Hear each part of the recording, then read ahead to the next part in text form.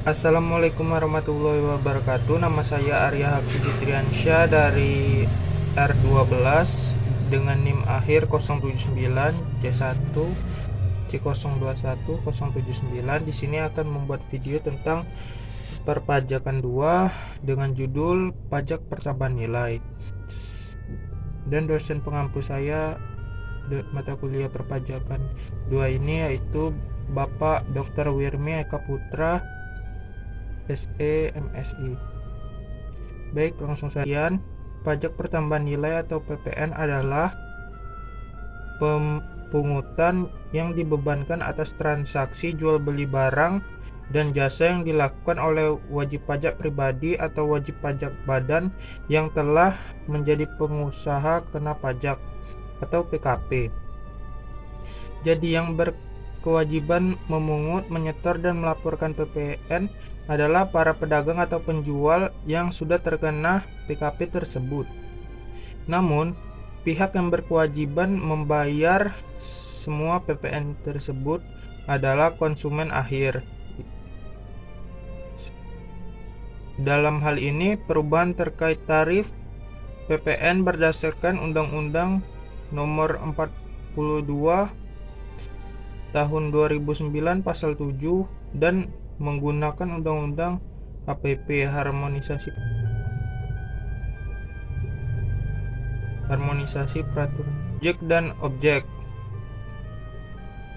PPN atau pajak pertambahan nilai dikenakan dan disetor oleh pengusaha atau perusahaan yang telah dikukuhkan sebagai pengusaha kena pajak.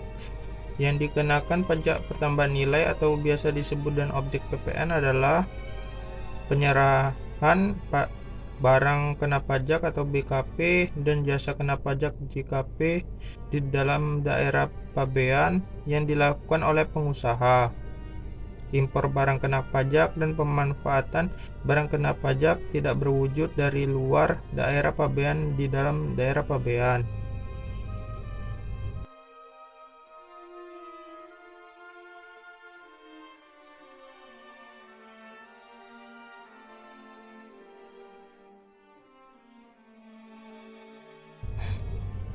Tarif PPN untuk saat ini pada 2022 sebesar 11% dan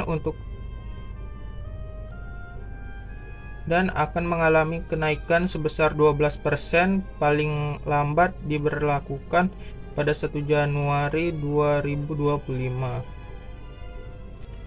Sebesar 0% terhadap ekspor barang kena pajak berwujud, subjek ekspor barang kena pajak tidak berwujud, ekspor jasa pajak kena, dan tarif-tarif ini 0%. Namun bukan berarti pembebasan dari pengenaan pajak pertambahan nilai. Pajak masukan yang telah dibayar dari barang yang diekspor tetap dapat dikreditkan.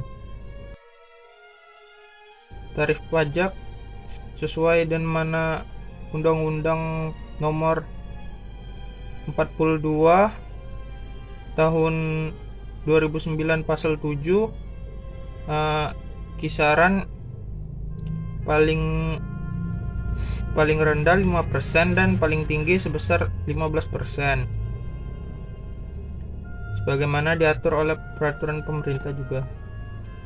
Untuk PKP sendiri, yaitu pengertiannya adalah pihak yang wajib menyetor dan melaporkan PPN setiap tanggal di akhir bulan atau batas akhir waktu penyetoran dan pelaporan PPN oleh PKP.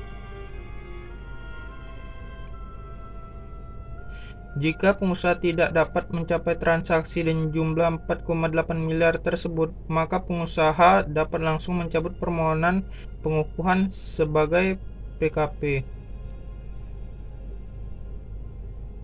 Pajak keluaran ialah PPN yang dipungut ketika PKP menjual, penyerahan barang kena pajak, dan atau jasa kena pajak. Jadi ketika dia penyerahan kepada konsumen atau menjual kepada konsumen produknya, Sedangkan pajak masukan ialah PPN yang dibayar ketika PKP membeli atau memperoleh maupun membuat produknya.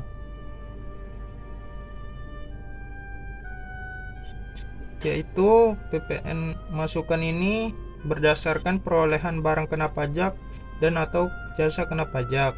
Selisih atas PPN masukan dan PPN keluaran yang dikalikan tarif PPN saat ini yaitu 11% akan menimbulkan hutang pajak yang akan disetor ke kas negara. Sekian dari saya. Terima kasih.